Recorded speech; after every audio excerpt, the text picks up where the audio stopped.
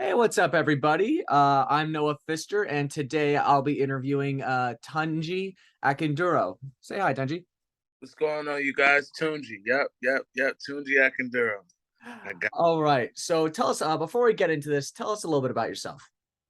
I'm an actor, entertainer. I do music as well, but I'm an actor. I lived in LA for a while and I'm from the East Coast, the DMV, specifically PG County. Um, yeah, I'm a creative, I guess you could say, but acting and music is really what I focus Same with all of us, at least those that try. Now, if I'm correct, you are having a supporting role in the upcoming TV series Old Head. on. Yes. Can you tell us a little bit about it? Yeah. I mean, I play a character named Speedy, and pretty much he's an individual that catches himself in drama, and I guess you can say my character is somebody that karma will catch up with you when it's ready. That's all I can say, pretty much. Yeah. Okay, well, good. Not to give a lot of it away. And But there's just a couple things I want to know about Old Head. Like, when you took on the role of Speedy, how much did you know about Old Head before you took the role? Like, did you know it was based on a YouTube series? honestly, what was interesting, I have heard of it, but I never really took a dive into the series. I remember seeing it like on YouTube, but then a good friend of mine, DJ Damage, he was like, yo, he connected me with the director, and he was like, hey, I got a role for you. I had to go through the process, and luckily I made the cut. Did you have to watch the original YouTube? Because from what I've been told, the Old Head, the movie that's coming out, takes place after the series. Mm, So I'm wondering, just as some Star Wars actors have done recently, where they've been like watching all the animated like Clone Wars and like Rebels. How did you watch the series before you before filming any of your scenes, just so you can have an idea of what everyone else went through? yes, for sure, because you have to kind of like, even if they give you the script, it's good that they actually had something before, even though obviously they're evolving to another storyline, but it gives you the beats. That's why I liked it. I watched it just to understand, like, as much as it's a serious type of situation, it's a lot of little funny moments if you pay attention to it. So I watched the past season and was kind of like, okay, I get it, especially for the auditioning side as well. So it definitely helped. Okay, Very hey, that's always good. What was it like working with the director? Like, could you say it was a positive experience, or was it just so like no drama, nothing like that. But tell us a bit about it. I mean, I've been on, so for me, I can honestly say I'm blessed to say that I've been on a good amount of sets where I could have seen and been around different experiences with directors. But Tony, when I tell you, ironically enough, I found that he hooped. He played basketball. So it made even more sense, his style of directing, where he's like, yo, this is what we're going to do. This is what we practice. So let's execute the play. He's not, and he has a great team, because he has a great team that is kind of like, that he's able to get the ideas. That, like, he has people that are there that are like to see the things that he doesn't see, so he makes solid decisions. And as an actor, a lot of people don't realize that the director kind of sets the tone of how you move as an actor. Are you free? Are they going to tell you, no, don't stick to the script? It was moments where he's like, nah, let's try this scene a little different, do this real quick. And luckily the lead, Dap, I mean, he's an actor, so he was able to just adjust both of us in the scene that we had. So, one, it's always good to hear like a director that's able to really have a solid working relationship with his actors. It does seem that you guys had a very, I don't want to say easy breezy sort of set, but like it was a very positive collaboration, if that's the right words to say. Yes. And honestly, I wouldn't even say it's necessarily easy, because even for the scene, that I had with the lead, it was like that. It was moments that we did it and it was intense. And he's like, can you give me a little more? Let me see what you can do. And I think I like that just because it challenges you, like, all right, can I give a little more, even if I gave some? He never pushed you too much, but if he saw that he had like, I think we could do that one more. Just give me. We're at 99. I just need that 0.5. Let's see. So it pushed you. That's really interesting. Yeah. So first off, how long were you on set for? I was on there for a day. I drove up from Maryland up to Philly, and I was on set for the day. That's why I said this team was so good at making sure that literally everything was lined up for every location, wherever it is that we needed to be at. So it was sweet.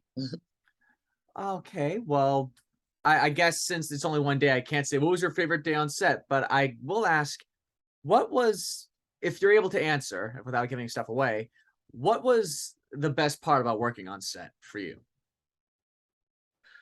Uh the best part of being on set is gonna there was a I'm a father in this movie, in this one, and it was different to I've been in films where I played a father, but it was different this time because the young actor that was there, just to see a kid that really was hungry to learn. So that was my first experience in a long time of seeing someone like, no, I want to do it right. Like I want to do it right, and it's like, wow, I'm thankful that I'm able to see that, and also it's like, nah, people take the craft serious. So I love that. I love to watch the. It was like, even though he's my kid, but he had lines and he was really trying to get the beats, and I was like, man, even though I'm an adult, as an actor, I was there. So it's like, wow, everybody's learning. But I loved it all. The staff, the production team, the crew, everybody was cool. Like you had your fun moments, and it was like, let's lock in, let's get this done. So I could genuinely say that my young co-star, and then just having the crew make it easy. A little, yeah, making it easy. I can't even explain it. I was about to give you a little more, but I can't. Good job catching yourself there. Right? That's all I'll say that. But no, it's nice to hear that you kind of was like you were, I guess, kind of mentoring this guy, or rather just observing him, trying to be like, hey, it's clear that he's hungry to learn, but I want to see what he can do. So that's really nice to hear. I'm guessing overall it was a very positive experience on set. Yes, I think for me, I've been on sets a bunch. I've been blessed to be on a bunch of different projects. So it's kind of like, let's get in and get out. But even the time that was there was very seamless. We went over the lines, we went over the scene, they went to wardrobe, and we got it done. Like they're very efficient with their time. I'll give them that for real. What's the If we're gonna compare it to something, what's the worst set experience you've ever had? If you're able to say something without stepping on people's toes. I think I could say it was living in LA, you will always do the YouTube series if you're just, because sometimes it's not even about the big screen. You just want to get your reps in, and just be working. So I worked on a YouTube series that it was just man, it was just, they put it like this, they didn't have a script, but they wanted to do full scenes, and it was and yeah, I've dealt with that before, but this is different where they're like, we can ad lib, but it's like, even what they wanted, they didn't have a script, so it was just going, the story was just going so everywhere that as an actor, I was like, that's not real.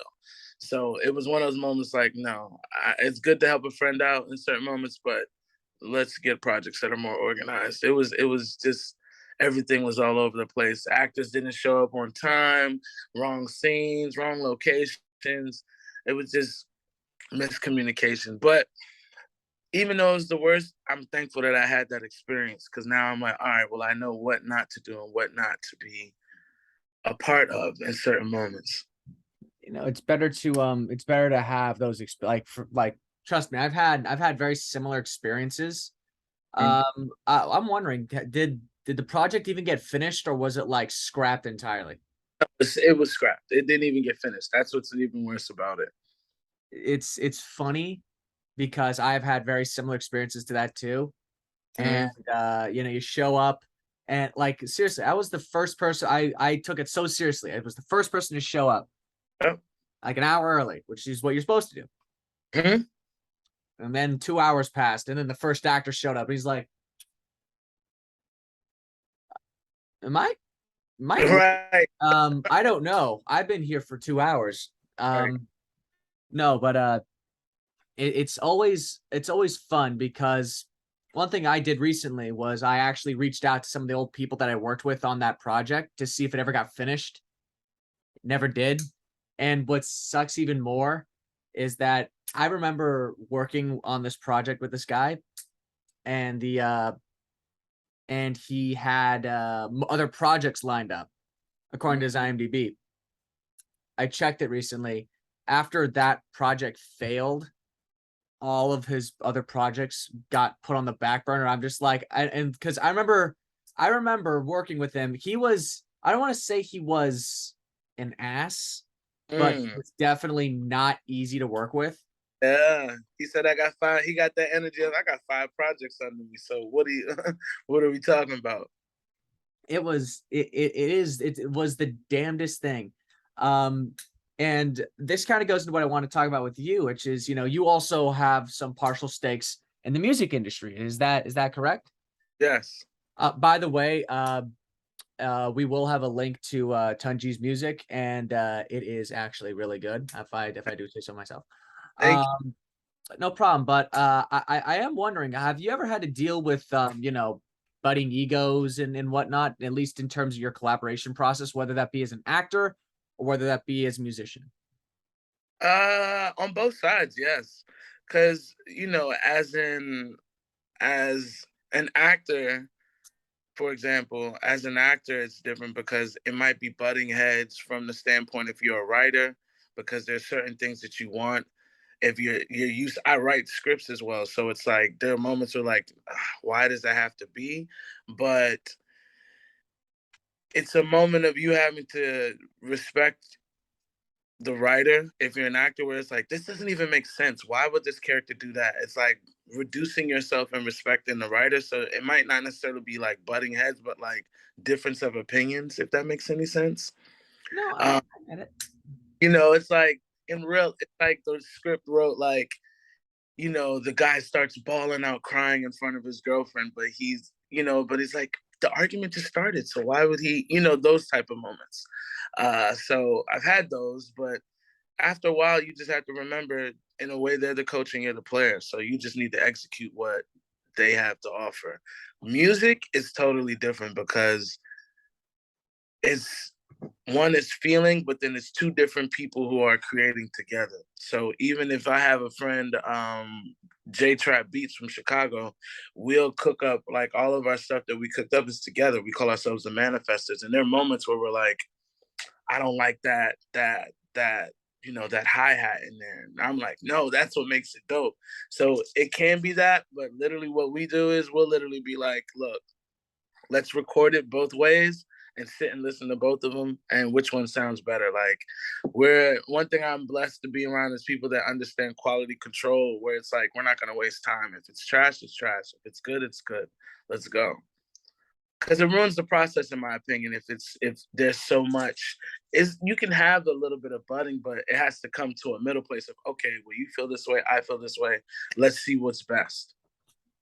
No, you're absolutely correct because I feel like anything art, at least in terms of music and film and all the other junk, exists on levels of compromise. Sometimes the compromise pays off, sometimes it does not. And, more likely than not, it does pay off, but it's also a matter of knowing when there's too many cooks in the kitchen. Trust me. And it's worse when you realize it, because you literally are looking around like, what's going on? Exactly, exactly. There have been plenty of moments where I've come to set and I'm just like, something's not working here. Um, but no, it's really nice that you've started this also equally interesting music career, and I'm wondering, how did that start? It started just being a struggling actor. I mean, the it started from a place of, all right, it's cool as a hobby, this, that, and the third. But having again, I mentioned J Trap. We worked at Nike while I was living in LA at Nike Santa Monica, and working there and still auditioning, he would be like, "Hey, come over. I produce music." So I finally went over there, and as he started showing me all these beats he was producing, I was like, wow. He was like, yo, you should really take it serious. And I did. And it was kind of therapeutic because at that point in my life in like 2016, I was auditioning for a lot of stuff and getting close, like, like going to the next stage or the next level, as an actor where you're like, man, I'm going to the next stage of all the audition processes, but to not book, it hurts. And a lot of people don't realize as an actor, like, just psychology of it, you're crazy for trying a job where all you hear is no. And if you're an overachieving kind of mental type of person, that's very hard to deal with. And music was the first place where I could just, if I wanted to sound like this, I felt more in control. That's really it. I felt more in control, where it felt like, uh, I'm waiting for someone else to make a decision based on what I do in that moment. And it's worse because at that time, I felt like I was giving my all, but it wasn't enough.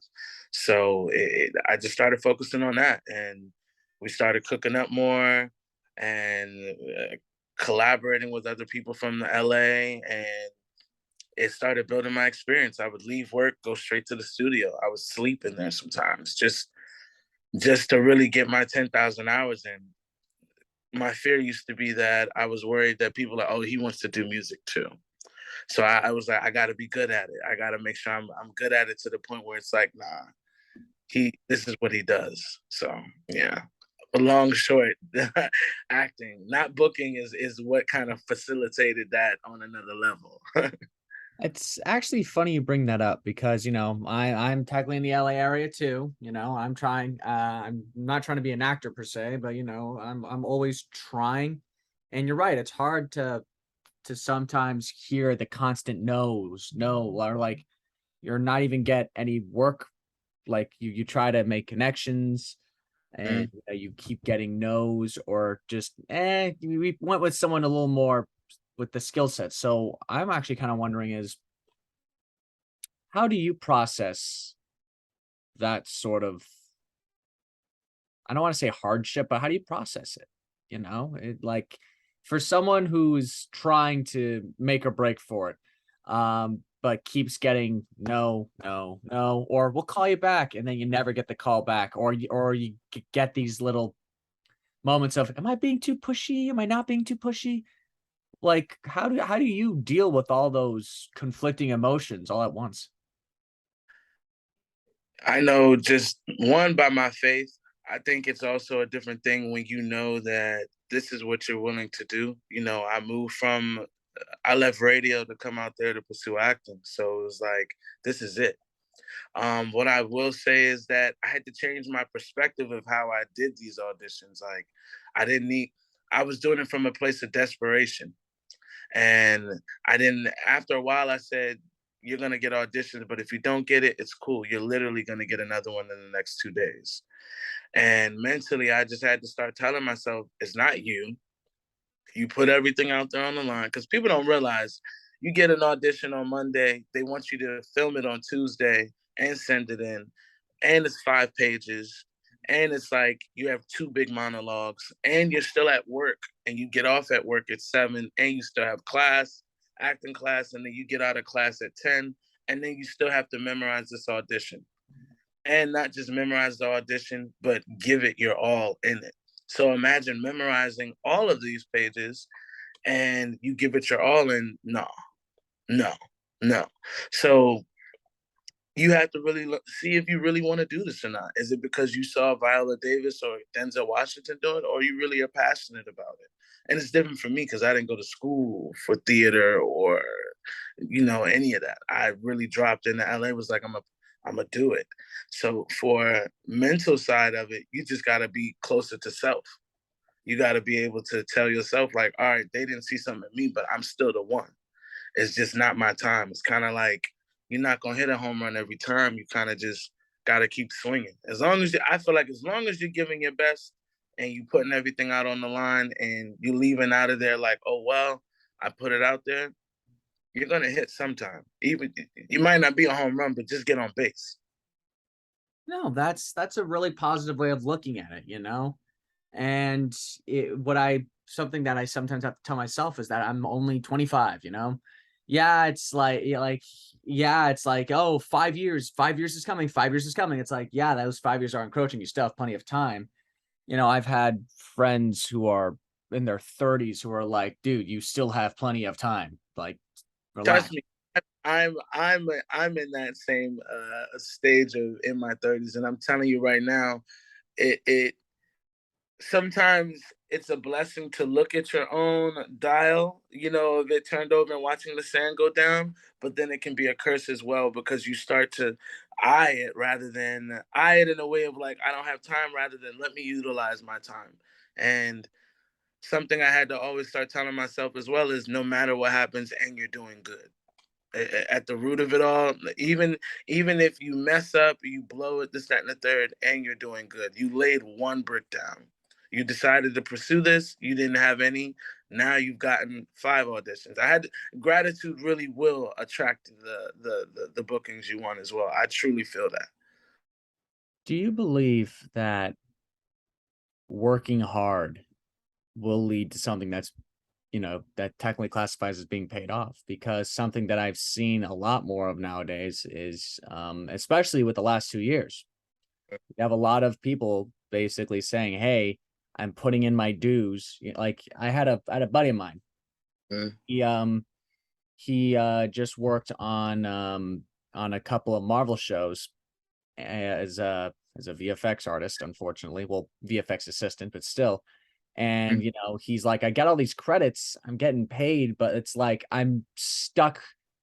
Just stuck in this position and it doesn't seem like I can move up or down. And no matter how much hard work I put in, it's like it doesn't seem like it's enough. Do you believe that, are you the proponent of work hard, put in the due, put in your hours, and everything will work out accordingly?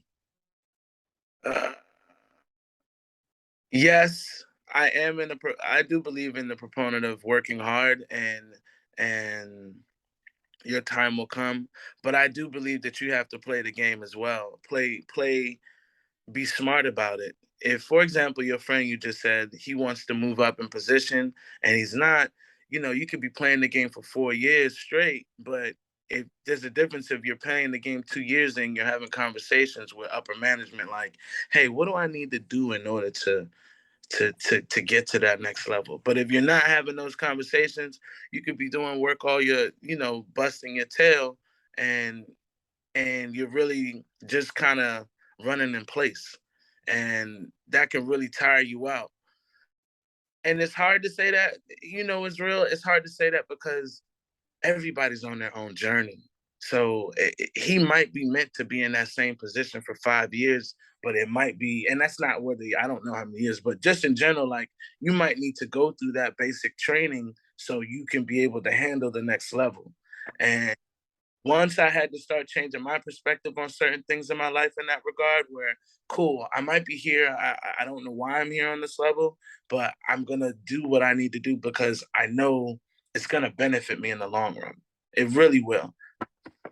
No, that's a good way of looking at it, because we're all trying. Everyone who's a creative is trying to put in their dues, and you know, lo and behold, here I am working the night shift, 11 to 7, and then on my off days, I'm trying to find other film work and working at the UFC. Mm, It's sometimes it's just nice to hear that sometimes the hard work does pay off, mm. because there have just It, been times where it's like it feels like you're getting hit over the head, and it's like, okay, I'm getting hit over the head, but this ain't doing anything for me.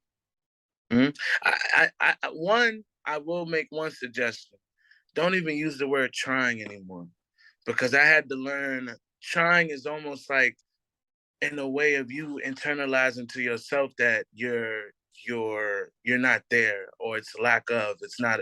And I promise you, the fact, just say I'm doing, because that shows action. And I've learned that even if it's 1%, you're still doing. Even if you got at bat and you struck out the whole game, you're still doing. Because sometimes as an actor, the talks that you have to kind of have with yourself in your head to kind of prep yourself up, it's those moments because it's like it's not enough. But literally, sometimes you're like, "Nah, I'm doing good. It's okay." Like, and people don't realize that. Like how you're saying you feel like you're getting beat over the head. It's not even that I'm trying. I'm doing it. All right, cool. I'm gonna endure this. I, for example, me doing music, I started taking the piano serious. I started taking vocal lessons. I started putting, somebody told me you need to really put in the work. And I didn't understand it, but the 10,000 hours that you do behind the scenes, that's what looks like magic when you're on stage. That's why it looks like magic. Whether you're an actor, whether you're a singer, whether you're a producer, it's the behind the scenes work when now the lights is on and the camera's on of how you can just do it like that because they don't know that you've been grinding behind the scenes for years. So I do like that mentality. You know, it's do or do not. There is no try, as Yoda would put it. And he is correct. You know, it's I do like that mentality of, you know, it's like, Do yeah, it's nice to try, but it's like if it's like continuously you're in your head about it, really just see it as you're doing it. You know, you are doing it. You're putting in the time. That's all that should matter. And I agree with that sentiment 100%. Uh, mm-hmm. uh, oh, so to finish this up, what I love doing is I like asking creatives about their dream projects. So before we cap this off, I'd like to know, what is your dream project? My dream project would be,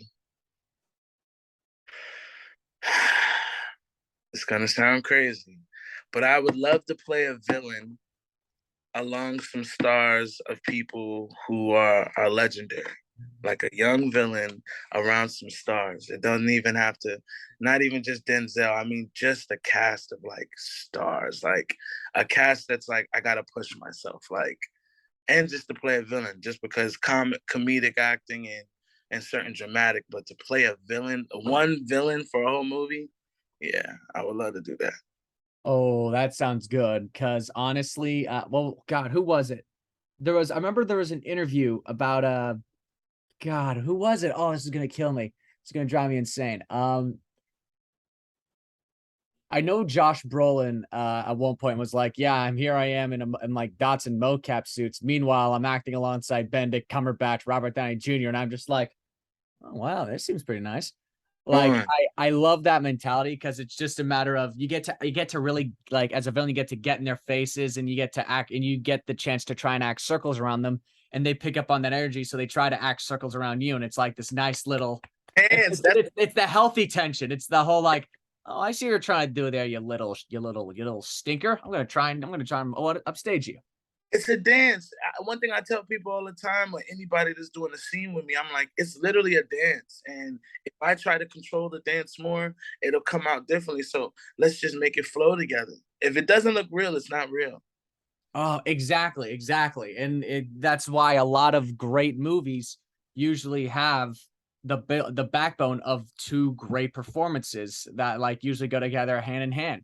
Look at Joker, Joaquin Phoenix and Robert Downey Jr. Sorry, not Robert Downey Jr., Robert De Niro. Yeah. Different types of Roberts, I suppose. But no, it's like you really that the talk show scene, it's of Mhm. just them like really like doing that dance. You're absolutely correct. It is a beautiful, beautiful dance. I can't even imagine that feeling either. Like that's what I'm talking about. Like, yeah, you read the scripts, and then now we go through, the walkthroughs, but it hits different when you're on set and it's happening. Like they're like, all right, guys, makeup. They're like, all right, we're good with makeup. Let's try the first take, and it's like, okay, we're here. Like I can't imagine that. Like I can, but in due time. The one thing I will throw out there, shameless plug, is my brand, Manifesto Apparel.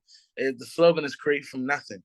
That's what we believe. Everybody's a manifester. You're a manifester. You're trying to create from nothing, whether it's a career or just doing this podcast. You're a manifester in your own way. So it's like those type of scenes, like you really have to create from nothing, from just a script and really being in the moment.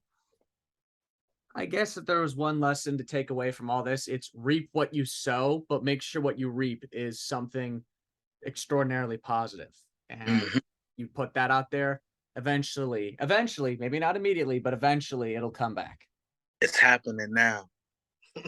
It's happening now. It is. It really is. And with that, Tunji, I would very much like to thank you for hopping on with me. Thank Um, you. be sure to check out Old Head when it releases, and be sure to check out Tunji's music. It's like I said, I wouldn't lie, it is really, really good. So thank you Thank for coming on, and I really hope you have a great rest of your day. All right, you too. Appreciate y'all. Peace. Peace.